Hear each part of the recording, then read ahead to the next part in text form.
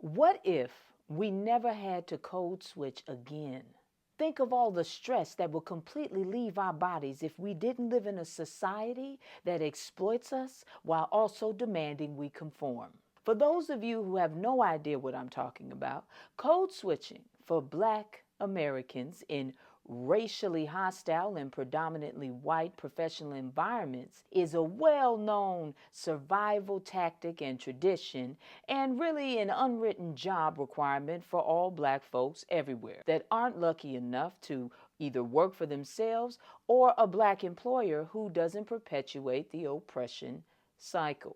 Code switching involves consciously or subconsciously changing behaviors, speech, appearance, and even perceived values to conform to white cultural norms. Here are my top ways we code switch like our lives depend on it, because sometimes it does. And it doesn't matter if you work in retail or the corporate space. It's the same for all Black folks. Yeah. We're in this together, y'all. Number one, at work we often avoid using African American vernacular English, aka AAVE, even when it's natural or appropriate.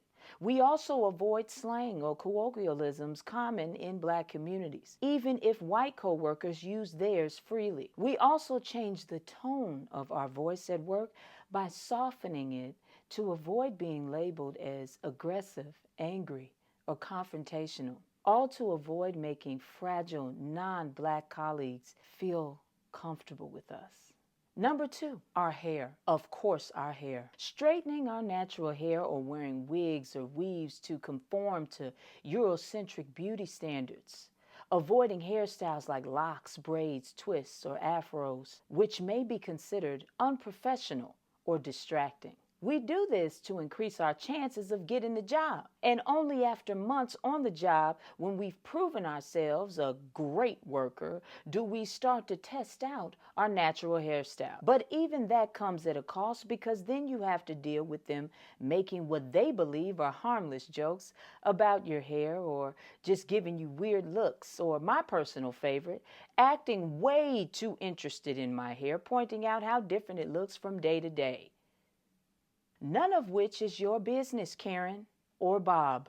Number three, we adjust our behavior and body language from situation to situation. For example, we smile more often to appear friendly and non-threatening. We also suppress any emotional responses to microaggressions or disrespect. We cannot allow them to gaslight us right out of a job. And if you're having trouble with this, I suggest my mantra. I gotta pay these bills, I gotta pay these bills, I gotta pay these bills, I gotta pay these bills. At least that's what I say to myself.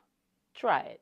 We are also careful not to appear too comfortable or physically dominant, avoiding large gestures or loud laughter, monitoring our posture and proximity to avoid being perceived as intimidating. Number four, then there's the overall suppression of our Black culture while at work. If they feel your name is too ethnic and therefore difficult for them to say, they will give you a nickname that you did not ask for. Or they will consistently not pronounce your name correctly out of pure disrespect, like they did to the former Vice President, Kamala Harris. Or is it Kamala? Most of us avoid even correcting mispronunciations of our names to once again not make them uncomfortable, because if they are uncomfortable by you, they will find a reason to fire you or not hire you or make you want to quit by micromanaging you and never giving you a raise. Number five, we avoid conversations at all costs about Black culture, historical events, politics, religion, or police violence while at work. We also avoid speaking up about racist coworkers to avoid being seen as divisive or always playing the race card and therefore always playing the victim. Number six, to make them even more comfortable with us, we often show interest in their boring weekend plans that they will often bring up as a form of office small talk. It's important to refrain from telling them your real plans, because that might lead you to believe that they're really your friends, and you might get too comfortable and quickly forget that they are not your friends and that they are in fact judging every word you say through the lens of stereotypes that they have in their head about Black people. Number 7, during meetings, avoid interrupting or speaking assertively for fear of being labeled disrespectful. With just a little added volume to your voice, you can quickly become the angry Black woman, faster than Trump the chump can tell a lie. And if you receive job criticism, you must receive it quietly, even if it's unfair or racially biased, to avoid confrontation at all costs. Believe me, white tears are undefeated in the workplace. Number 8, if you want to advance in the company that you work for, you will feel the need to work twice as hard and for half the recognition.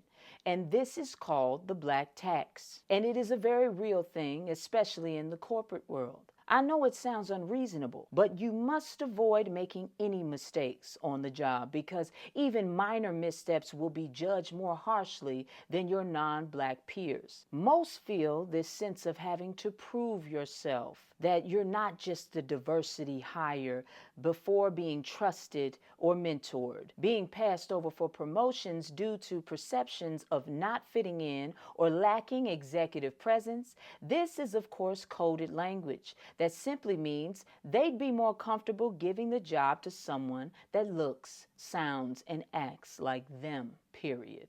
Number 9, accepting the mental labor of going to work every day, knowing you have to do not only your job at the very best of your ability, but you also have to stay alert to avoid all of these daily minefields that come with being Black in the workplace, or in the car, on the way home, or at the grocery store, or in an elevator, for God's sakes. You are constantly filtering and censoring yourself by compartmentalizing identity, being one person at work and another outside of it, while also carrying the burden of representing the entire Black community in majority white settings. Code switching may help Black professionals survive and succeed in workplaces shaped by white cultural norms, but the cost is steep and often invisible to those who don't have to bear it. For Black Americans, code switching can erode authenticity, foster chronic stress, and deepen feelings of isolation. It sends the message that who they truly are, how they speak, how they look, what they value is not good enough for the professional world. Over time, it chips away at self-worth, mental health, and belonging. And worse, it can reinforce harmful systems that keep whiteness at the center of professionalism. This burden isn't even shared, nor should it be passively accepted. That's why economic power is so important for the Black community as a whole. Because if Black people were the number one employer of Black people, we would no longer have to put up with their passive-aggressive, racist crap in the workplace. There is only one way out of this code-switching cycle, and that is our Black unity. We tried for centuries to change hearts and minds, and those at the forefront of those struggles were assassinated or jailed for their attempts. Martin Luther King, Malcolm X, Fred Hampton, remember that. If we finally start working together as the global majority that we are, it would be game over for all these cowards. As always, I love you, Black man. I love you, Black woman. Knowledge is power, power to the people.